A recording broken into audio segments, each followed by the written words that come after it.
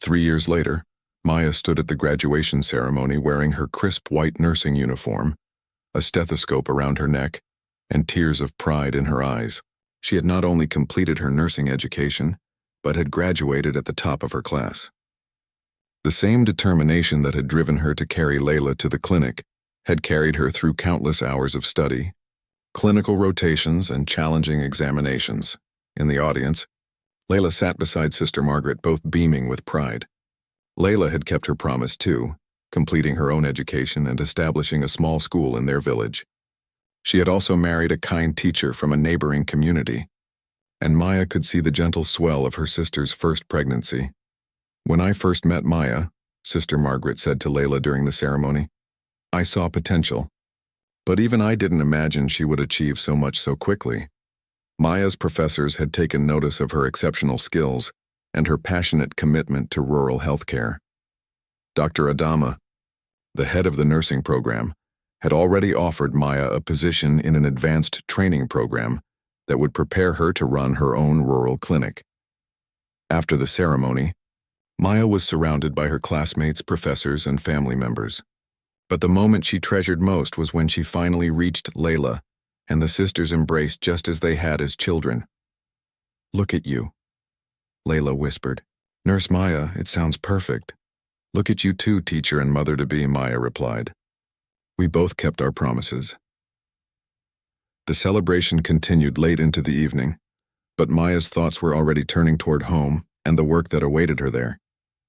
During her training, she had returned to her village during breaks, providing healthcare services and continuing her health education programs. Each visit had strengthened her resolve to dedicate her career to rural communities. Sister Margaret had wonderful news to share during the celebration.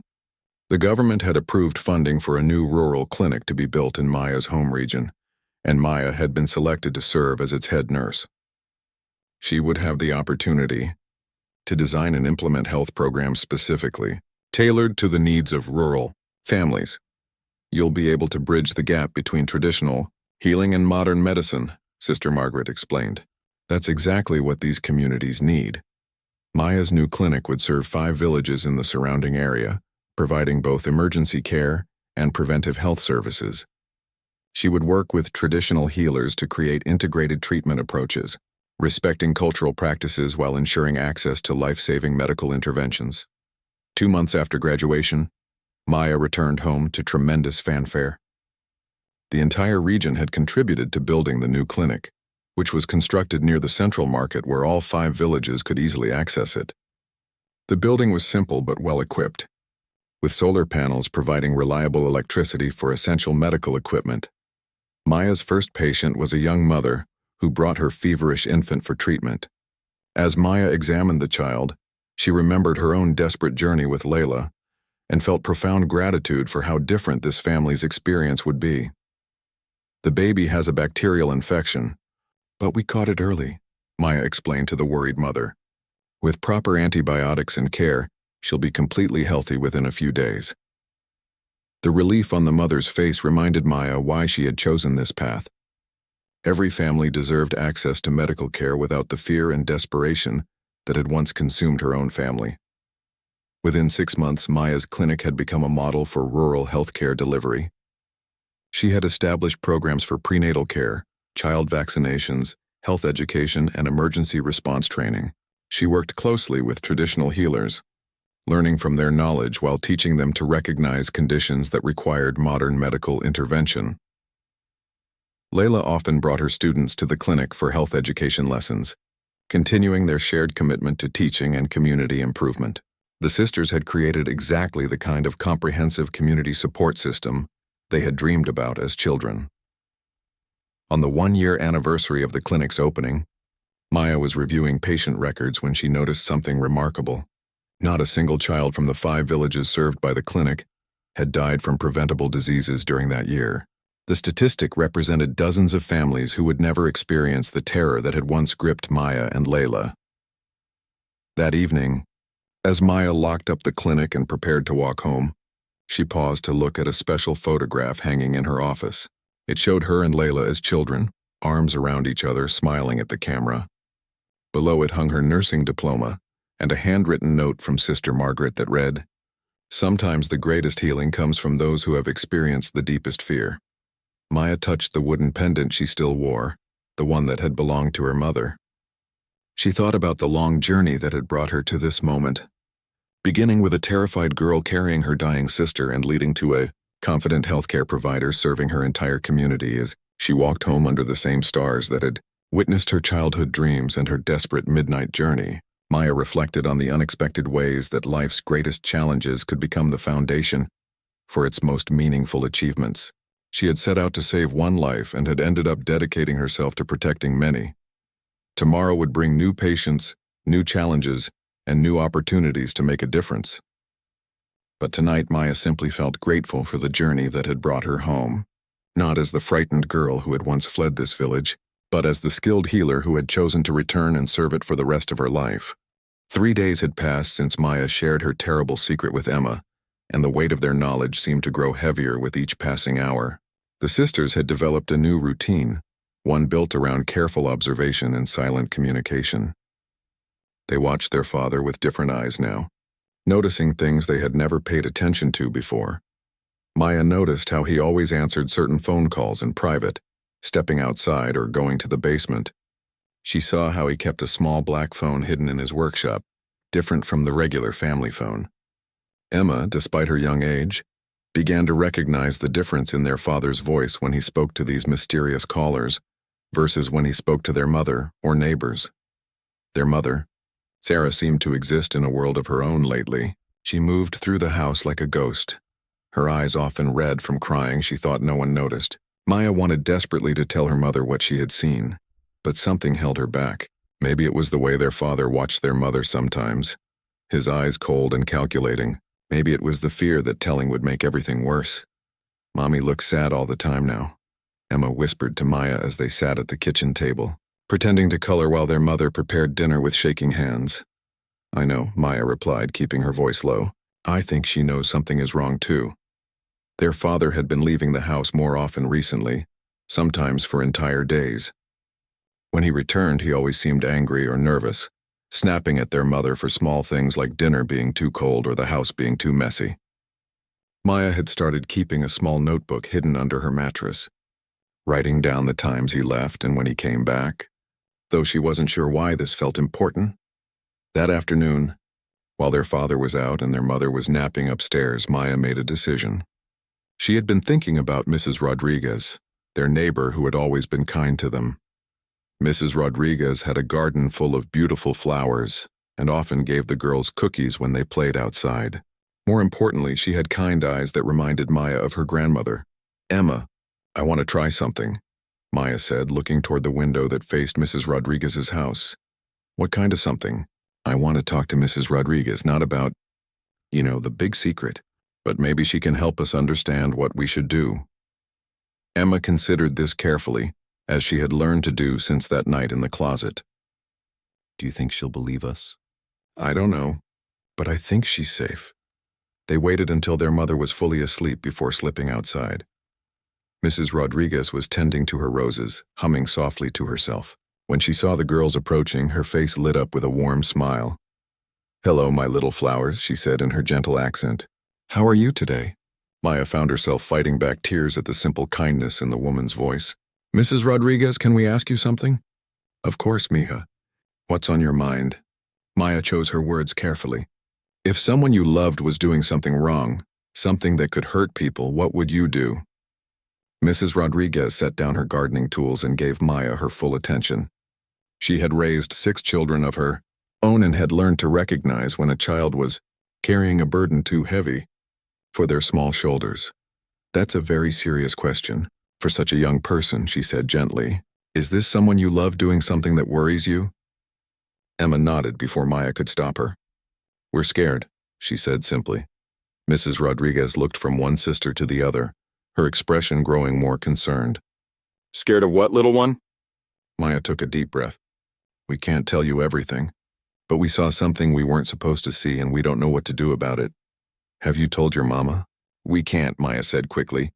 "It would make things worse. Much worse." Mrs. Rodriguez was quiet for a long moment, studying their faces. She had suspected for months that something wasn't right in the house next door. She had noticed the way Sarah had become withdrawn, how the girls seemed more nervous lately, how their father's friends looked like the kind of men she crossed the street to avoid. "Listen to me carefully," she said, kneeling down to their level. "Sometimes grown-ups do things that children shouldn't have to worry about. But if you ever feel unsafe, really unsafe, you can come to me, day or night. Do you understand?" Both girls nodded solemnly. "Can you promise us something?" Maya asked. "What's that, Mia?" "Promise you won't tell anyone we talk to you about this." "Not yet." Mrs. Rodriguez hesitated. Every instinct told her to call the authorities immediately, to get these children the help they clearly needed. But she also knew that pushing too hard too fast could put them in more danger. "I promise," she said finally.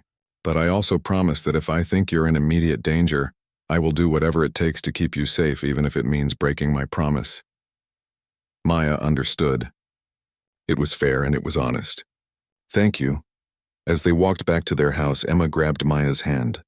"I like her," she said. "Me too. I think maybe she can help us when we're ready." That night their father came home very late, long after their bedtime. Maya lay awake listening to the muffled conversation between their parents.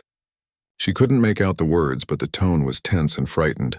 Their mother's voice sounded pleading, while their father's responses were sharp and dismissive. Around midnight, Maya heard their father leave again. She crept to the window and watched as he got into a car that wasn't theirs, driven by someone she couldn't see clearly in the darkness. He didn't come back that night. The next morning, their mother made breakfast with red, swollen eyes, moving like someone in a dream. She hugged both girls a little too tightly and a little too long. "I love you both so much," she whispered into their hair. "No matter what happens, always remember that." Maya felt a chill run down her spine. Her mother's words sounded like a goodbye, and that terrified her more than anything else had so far. "Mommy, are you okay?" Emma asked innocently. Their mother forced a smile that didn't reach her eyes. "Of course, sweetheart. Mommy's just tired." But Maya knew it was more than tiredness. She could see the fear in her mother's eyes, the same fear that had been growing in her own heart. Whatever their father was involved in, it was getting worse. And their mother knew it too. That afternoon, while Emma napped and their mother worked in the garden, Maya snuck into her father's workshop in the basement. Her heart pounded as she carefully looked around, not sure what she was searching for, but knowing she needed to find something, anything, that might help her understand what was happening to their family. Hidden behind a toolbox, she found a small metal box. Inside were photographs, but not the kind of family photos that usually filled their house. These were pictures of children who looked scared and sad. Maya's stomach dropped as she realized some of the children in the photos looked familiar, though she couldn't place where she might have seen them. At the bottom of the box was a piece of paper with names and numbers written in her father's handwriting. Maya didn't understand what the numbers meant, but she carefully copied everything onto a small piece of paper, her hands shaking the entire time. When she heard footsteps upstairs, she quickly put everything back exactly as she had found it and crept back upstairs. Her mother was still in the garden, but Maya could see a car pulling into their driveway. Her father was home earlier than expected. Maya ran to find Emma, waking her from her nap. "We need to go to our safe place," she whispered urgently. "Why? What's wrong?" "Daddy's home and I found something. Something very bad." As they huddled together in their closet sanctuary once again, Maya showed Emma the paper with the copied names and numbers. Neither girl understood what it all meant, but they both knew it was important evidence of something terrible. "Maya," Emma whispered, "I think we need to tell Mrs. Rodriguez everything now." Maya nodded, clutching the piece of paper. "I think you're right. I think we can't wait anymore." The next morning arrived with an unusual silence that made both girls uneasy. Their father had not come upstairs the night before, and when Maya peeked into her parents' bedroom, she found only their mother, curled up small under the covers, her shoulders shaking with quiet sobs. Maya knew this was their chance. With their father still downstairs and their mother lost in her own grief, the sisters could slip away to Mrs. Rodriguez's house without being noticed. Maya carefully folded the paper with the copied names and numbers and tucked it into her pocket, along with a small photo she had managed to take from the metal box. "Remember," Maya whispered to Emma as they crept toward the back door, "we tell Mrs. Rodriguez everything, no more secrets." Emma nodded, clutching her teddy bear tightly. What if she doesn't believe us? She will. I can see it in her eyes. She knows something is wrong. The morning air was crisp and clean, a sharp contrast to the heavy atmosphere inside their house. Mrs. Rodriguez was already in her garden, but when she saw the two girls approaching with serious expressions, she immediately set down her watering can. "Buenos dias, little ones," she said softly. "You both look very worried today." Maya took a deep breath. "Mrs. Rodriguez, we need to tell you everything now. But first, can you promise us that you'll help us figure out what to do?" Mrs. Rodriguez studied their faces carefully. In her 67 years, she had learned to recognize genuine fear in children's eyes, and what she saw in these two little girls broke her heart. "Come inside," she said gently. "Let's sit down and talk properly." Her small kitchen smelled like cinnamon and coffee, warm and safe in a way their own house had never felt. Mrs. Rodriguez poured 2 small glasses of milk and placed a plate of homemade cookies on the table, then sat down across from them. "Now, tell me everything," she said. Maya began with the night in the closet, describing the fear and the decision to share her secret with Emma. She told Mrs. Rodriguez about seeing their father with the strange men, about the hidden phone, and about the money and photographs. Emma added details about their mother's sadness and their father's angry moods. When Maya pulled out the folded paper with the names and numbers, Mrs. Rodriguez's expression grew very serious. "May I see that, mija?"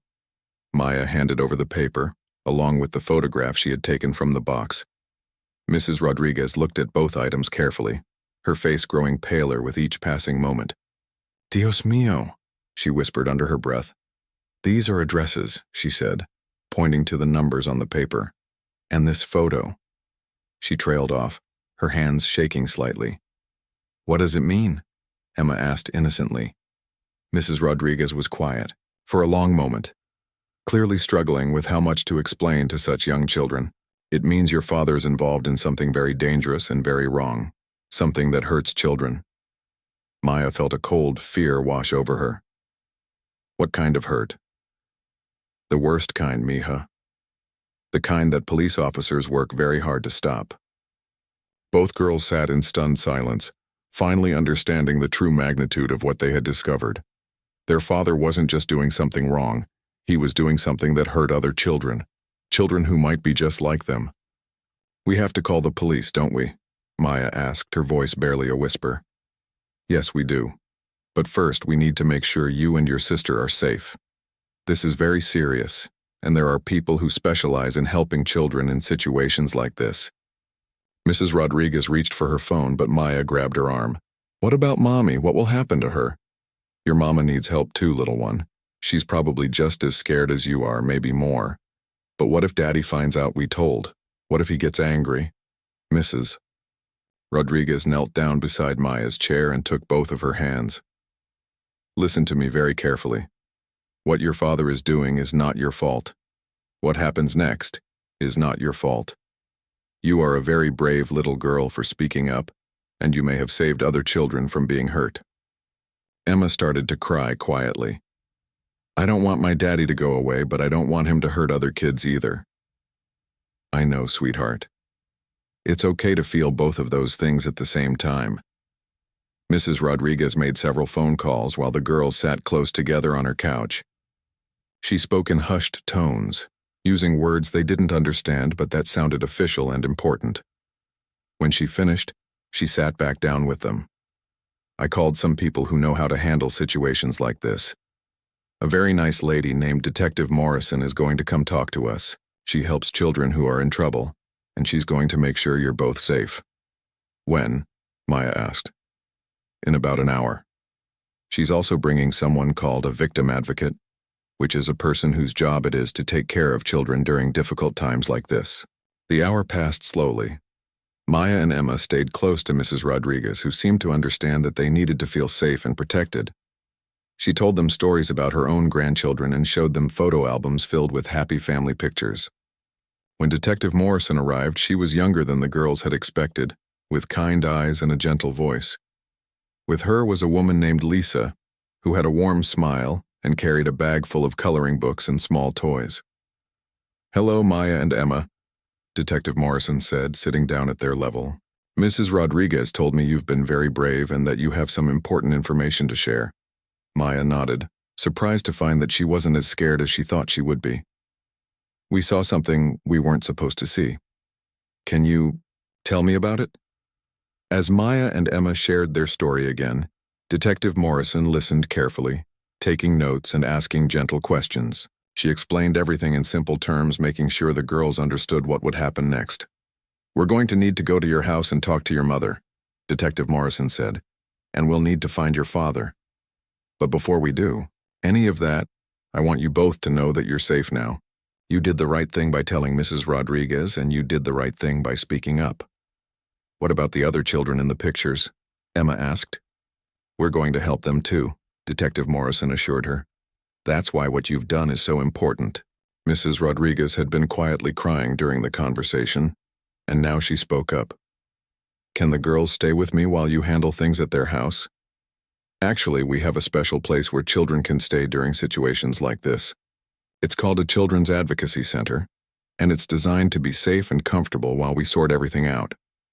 Maya felt a new wave of fear. We don't want to be separated from each other.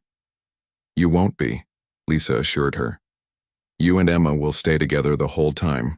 As they prepared to leave Mrs. Rodriguez's house, the older woman hugged both girls tightly. You are the bravest little girls I have ever known, she whispered, and I'm going to make sure you're okay no matter what happens. Maya looked back at their house as they drove away, wondering if they would ever live there again. But for the first time in months, she felt something she had almost forgotten, a feeling of hope that maybe, somehow, everything might actually be okay. Emma fell asleep in the car, exhausted from the emotional morning.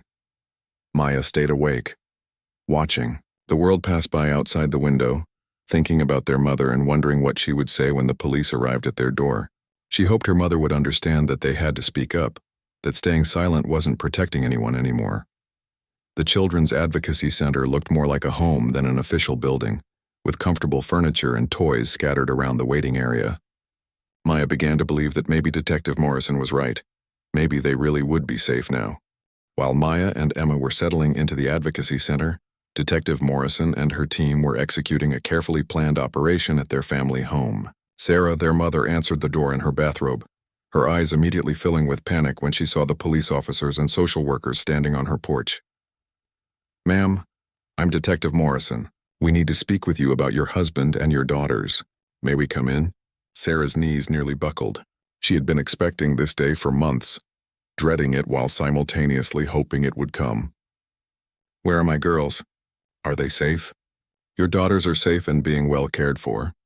They came forward with some very serious allegations about your husband.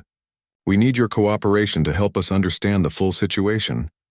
Sarah led them into the living room, her hands shaking uncontrollably. I've been so scared, she whispered.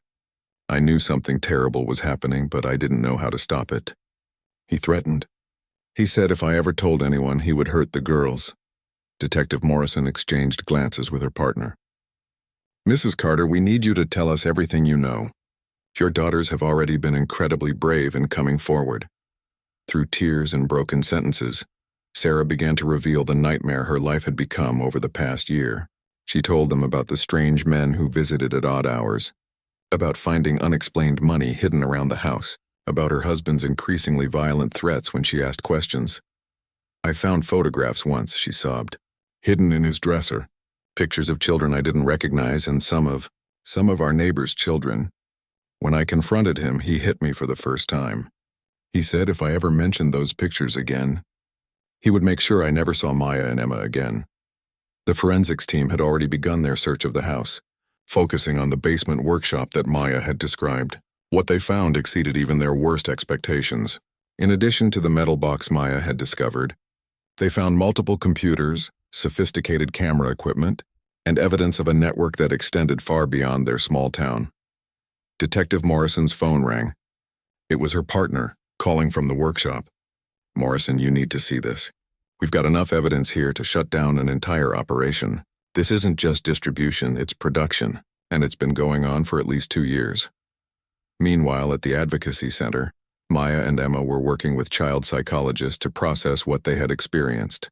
The center was designed to look like a comfortable home, with play areas and soft furniture that helped children feel safe, while trained professionals gently gathered information.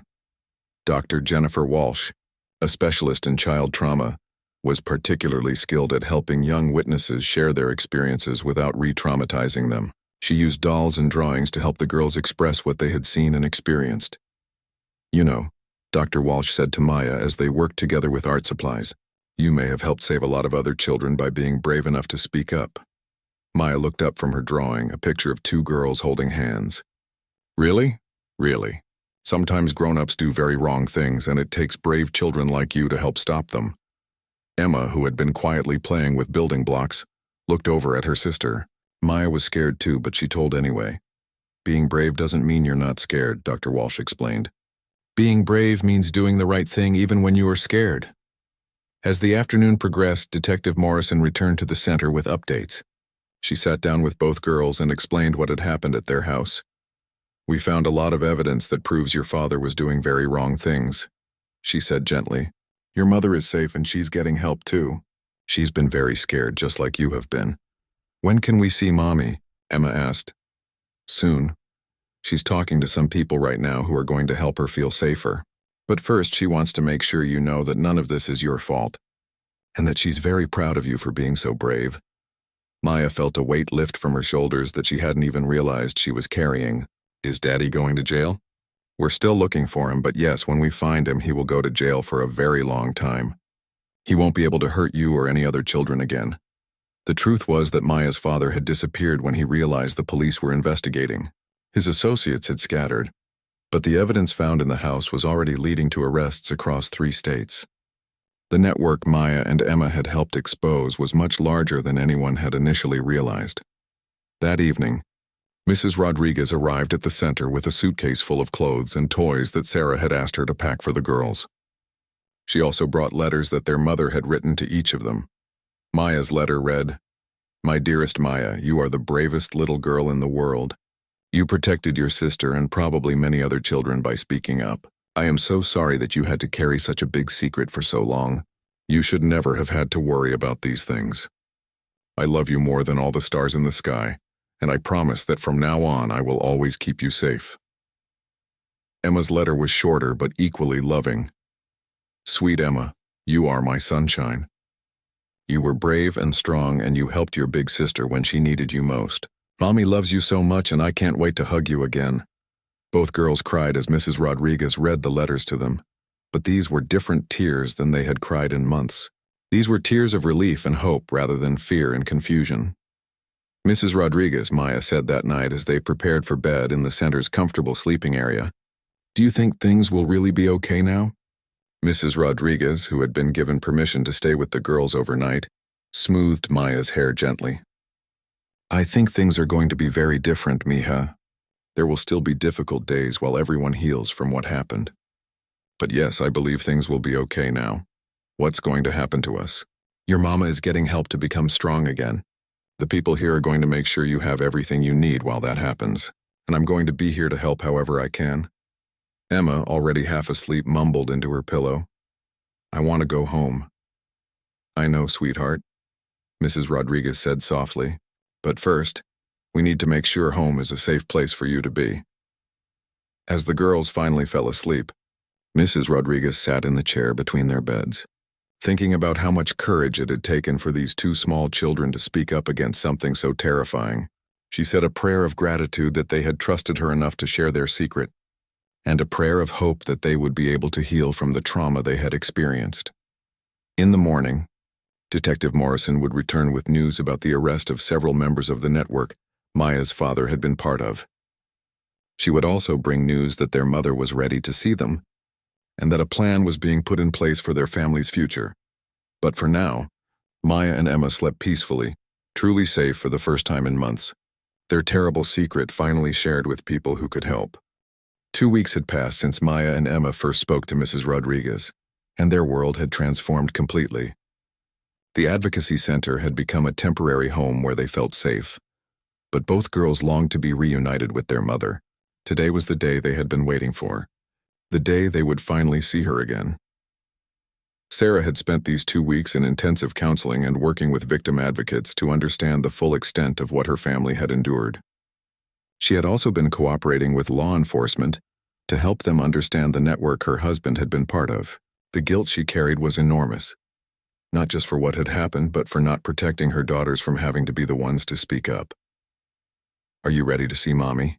Dr. Walsh asked Maya and Emma as they sat in the center's main room, both girls dressed in new clothes that Mrs. Rodriguez had brought them. Emma bounced excitedly in her chair. "Yes, I drew her a picture." Maya was more reserved, still processing the complex emotions of the past few weeks. "Will she be different?" she asked quietly. "What do you mean by different? Will she still be sad all the time? Will she still be scared?" Dr. Walsh knelt down beside Maya's chair. "Your mommy has been working very hard to understand what happened and to get strong again. She might still be sad sometimes because sad things did happen, but she's not scared anymore, and she's very excited to see you both." When Sarah walked into the room, Emma ran to her immediately, throwing her small arms around her mother's waist. Sarah knelt down and held both girls close, tears streaming down her face. "My beautiful girls," she whispered. "I have missed you so much." Maya held back for a moment, studying her mother's face. Sarah did look different. She looked tired, but she also looked more awake than Maya had seen her in months. Her eyes were clearer, and when she smiled, it reached her eyes in a way it hadn't for a long time. "Mommy," Maya said carefully, "are you okay now?" Sarah pulled Maya into the hug with Emma. "I'm getting better every day, sweetheart, and I promise you, I will never let anyone hurt you again. Never." They spent the afternoon together in one of the center's family rooms, talking and playing games like they hadn't done in months. Sarah apologized to her daughters over and over, explaining in age-appropriate terms why she hadn't been able to protect them before. "I was scared too," she told them. "Your father made threats that made me afraid to ask for help. But I learned something important these past weeks. Being scared is okay, but staying quiet when someone is being hurt is not okay. You girls were braver than I was." "We were scared to tell too," Emma said innocently. "But Maya said we had to be brave." Sarah looked at Maya with a mixture of pride and heartbreak. "You shouldn't have had to be that brave, baby. That was my job." "It's okay, Mommy," Maya said, surprising herself with her own forgiveness. "We're all learning to be brave together now." Detective Morrison joined them later that afternoon with important news. Maya's father had been found and arrested 3 states away trying to cross the border. The evidence from their house had led to the arrest of 12 other people involved in the network, and several children had been rescued from dangerous situations. "Because of your courage," Detective Morrison told Maya and Emma, "a lot of children are safe now who might not have been otherwise." Sarah squeezed both girls' hands. "I'm so proud of you both. What happens now?" Maya asked. "Well," Detective Morrison said, "that depends on what your family wants to do. Your father will be in prison for a very long time, so he can't hurt anyone anymore. Your mother has been working hard to make sure you have a safe place to live." Sarah took a deep breath. "Girls, we can't go back to our old house. Too many bad things happened there. But Mrs. Rodriguez has offered to help us find a new place to live, somewhere fresh where we can start over." Emma's eyes lit up. "Can Mrs. Rodriguez live near us?" "Actually," Sarah smiled, "she's offered to help us look for a house on her street. She wants to be close by to help take care of you while Mommy finishes getting better." Over the following days, they began planning their new life. Sarah would continue with counseling and would start a new job at a local community center, helping other families in crisis. Maya and Emma would start at a new school where no one knew their story, where they could just be regular kids again. Dr. Walsh worked with both girls to help them understand that, while they would probably always remember what happened, it didn't have to define their future. She taught them coping strategies for when they felt scared or overwhelmed, and helped them understand that asking for help was always the right choice. Sometimes, Dr. Walsh explained, children who go through difficult experiences become very good at helping other children who are scared or in trouble. You might find that you want to help other kids someday, because you understand what it feels like to be afraid. Maya thought about this seriously. Like what you do? Maybe. Or like what Detective Morrison does, or Mrs. Rodriguez, or even like what your mommy is going to do at the community center. There are lots of ways to help protect children. The night before they were scheduled to move to their new temporary apartment, Maya and Emma had one last sleepover at the advocacy center.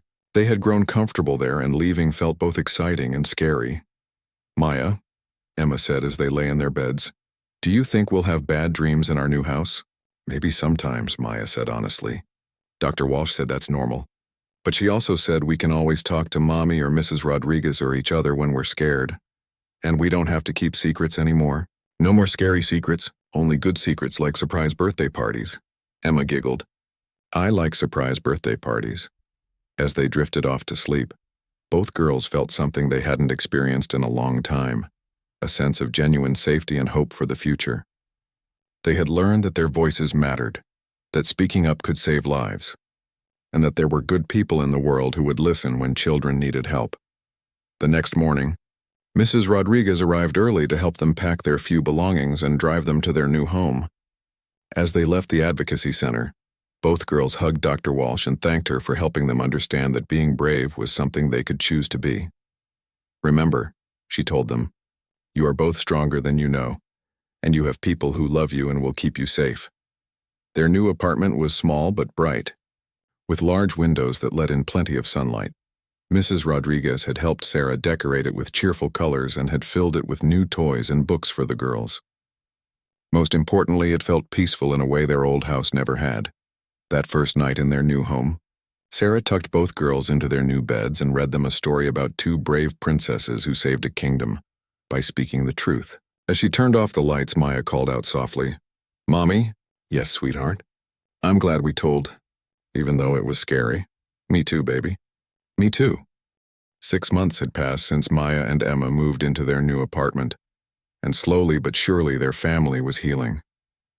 The girls had started at Roosevelt Elementary School, where they were just Maya and Emma Carter, two sisters who loved art class and playground swings. Their teachers knew they had experienced trauma, but treated them with gentle normalcy that helped them feel like regular kids again. Maya had discovered she loved helping other children who seemed sad or scared. During recess, she often found herself sitting with kids who were alone, offering to share her snacks or inviting them to play. Her teacher, Ms. Jennifer, had noticed this natural empathy and had asked Maya if she might like to be a peer helper in the school's buddy program.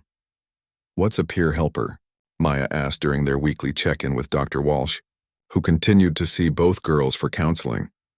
"It means you would help other children who are new to the school or who might be having a difficult time," Dr. Walsh explained. "You would be specially trained to listen and to know when a child might need adult help." Maya's eyes lit up. "Like how Mrs. Rodriguez listened to us." Exactly like that. Emma had found her own way of processing their experiences. She had started drawing detailed pictures of families, always showing children and adults holding hands or hugging. Her drawings decorated their refrigerator and filled several notebooks. Art therapy had become an important part of her healing process. Sarah was thriving in her new job at the community center. She worked with families in crisis, helping mothers and children find safe housing and connect with resources. Her own experience, as painful as it had been, gave her a unique ability to understand and help other families facing similar situations. "I never thought something so terrible could lead to something meaningful," she told Mrs. Rodriguez one evening as they sat on the older woman's porch, watching Maya and Emma play in the yard. "Pain has a way of teaching us how to heal others," Mrs. Rodriguez replied wisely. "Your girls have given you a gift even though it came through great difficulty." Detective Morrison had stayed in touch with the family, providing updates on the legal proceedings. Maya's father had pled guilty to numerous charges and received a 40-year prison sentence. The network that had been dismantled because of Maya and Emma's courage had led to the rescue of dozens of children and the arrest of criminals in multiple states. Your daughter's bravery created a ripple effect, Detective Morrison had told Sarah during one of their meetings.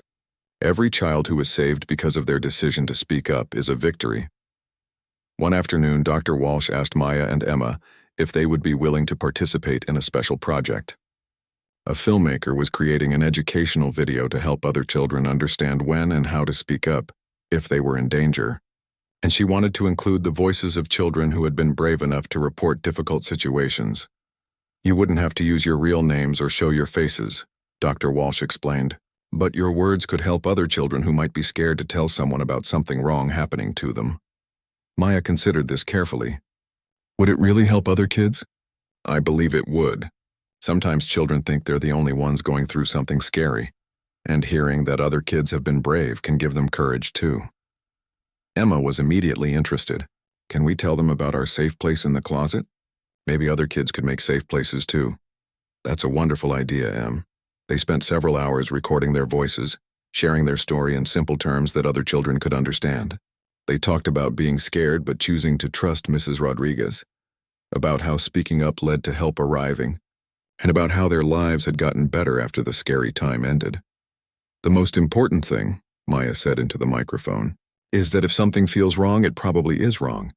And there are always grown-ups who will believe you and help you. Emma added, even if you're scared, you can still be brave. Being brave means doing the right thing even when it's hard. The video would eventually be shown in schools and community centers across the country.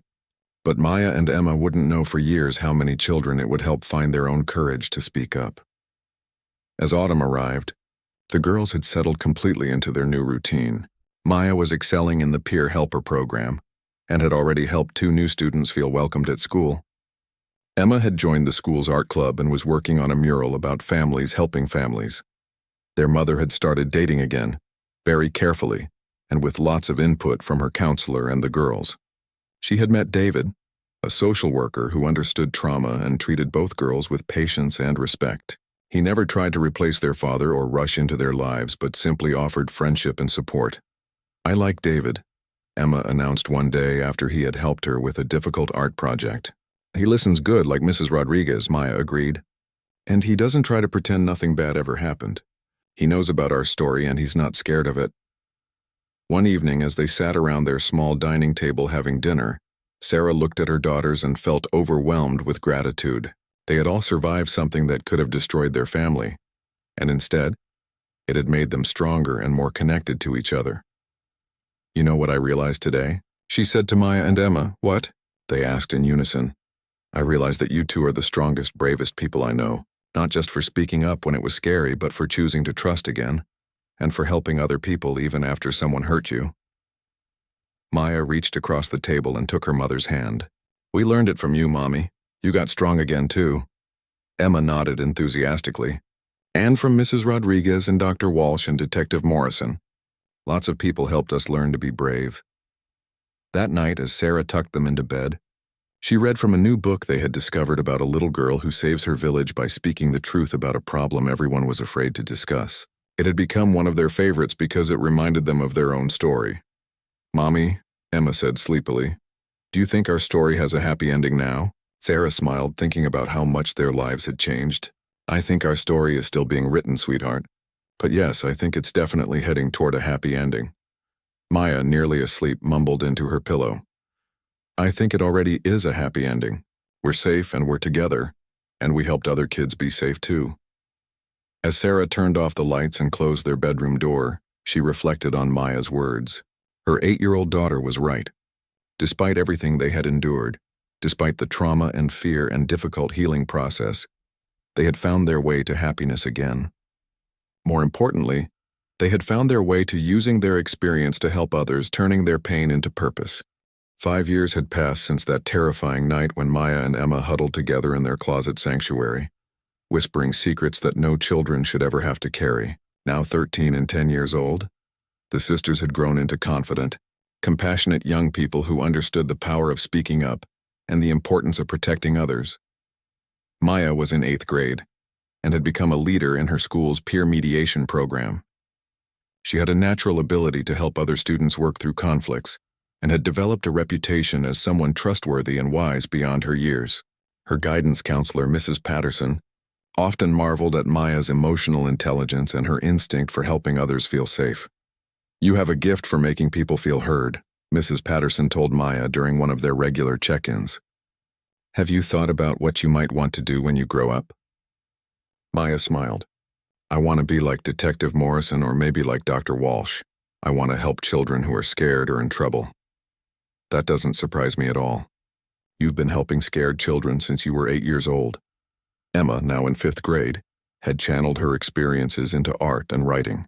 She had won several school contests for her stories about brave children and her artwork depicting families overcoming challenges together. Her teachers often used her work as examples of how art could help people process difficult emotions and experiences. The educational video featuring Maya and Emma's voices had indeed reached thousands of children across the country. Over the years, Detective Morrison had shared stories of children who had found the courage to speak up after watching the video, leading to the discovery of several dangerous situations and the protection of many young people. Sarah had been promoted to Director of Family Services at the community center and had developed innovative programs for helping families heal from trauma. She had also remarried David 2 years earlier, and he had officially adopted Maya and Emma. Their family had grown stronger and more loving with each passing year. Mrs. Rodriguez, now 72, remained a central figure in their lives. She had become the grandmother the girls had never had, celebrating birthdays and holidays with them, helping with homework, and continuing to offer the wisdom and kindness that had first made them feel safe enough to share their secret. On a warm spring afternoon, exactly 5 years after their father's arrest, Detective Morrison visited their home with special news.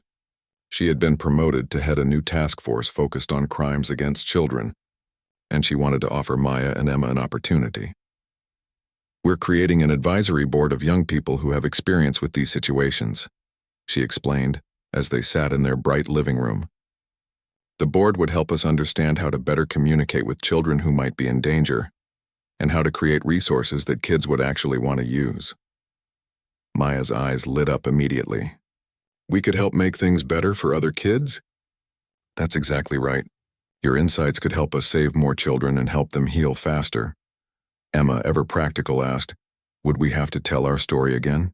"Only if you wanted to, and only in ways that felt comfortable to you. Mostly, we'd want your input on how to make our programs more effective." Both girls looked at their parents, who nodded encouragingly.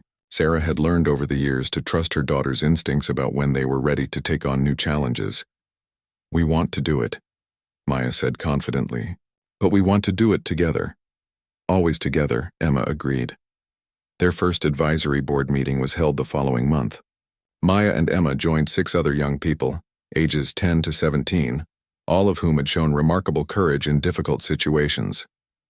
Together, they reviewed training materials for police officers, suggested improvements to child interview techniques, and helped design a new app that would make it easier for children to report dangerous situations.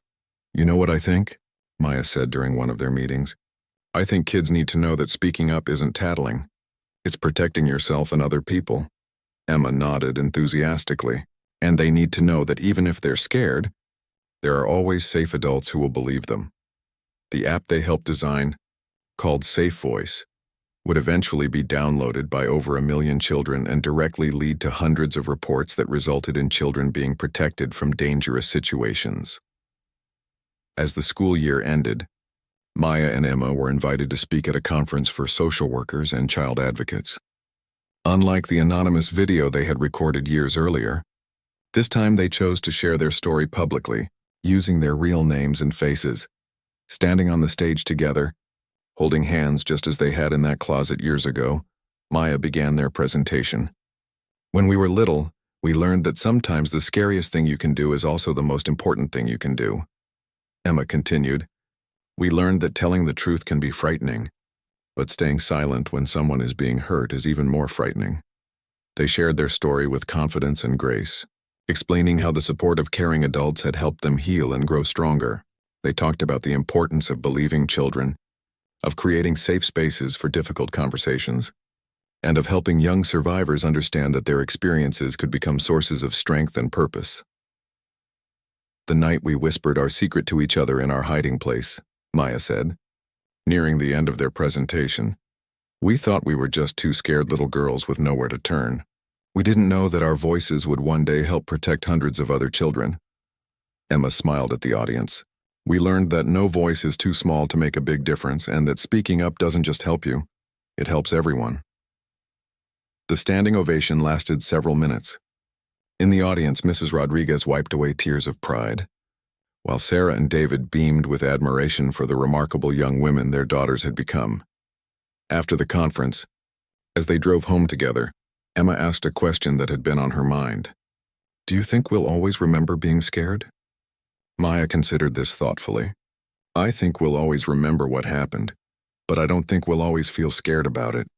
Now, when I remember that night in the closet, I mostly feel proud of us for being brave. Me too, Emma agreed. And I feel glad that we helped other kids not have to be as scared as we were. Sarah, listening from the front seat, marveled at her daughter's resilience and wisdom. They had taken the worst experience of their young lives and transformed it into a force for protecting others. They had learned to use their voices not just to save themselves, but to create a safer world for all children. That evening, as they sat together on their porch watching the sunset, Mrs. Rodriguez joined them for dinner as she did every Sunday. As they shared stories from their week and made plans for the upcoming summer, Maya realized something important. "You know what?" she said suddenly. "I don't think our story is about keeping secrets anymore. I think it's about sharing truth and helping people feel safe enough to speak up." Emma nodded sagely. "And about how scared kids can become brave kids who help other scared kids become brave too." Mrs. Rodriguez smiled at both girls, remembering the frightened children who had approached her in her garden all those years ago. "You have both become exactly who you were meant to be," she said softly. "Strong, kind, and committed to protecting others." As the stars began to appear in the darkening sky, Maya and Emma sat close to each other, no longer the terrified children who had once hidden in a closet, but confident young women who understood that their voices mattered, that their experiences had value, and that speaking up for those who cannot speak for themselves was one of the most important things anyone could do. Their whispered secret had become a powerful truth that continued to protect children everywhere, proving that even the smallest voices, when filled with courage and supported by caring adults, could change the world.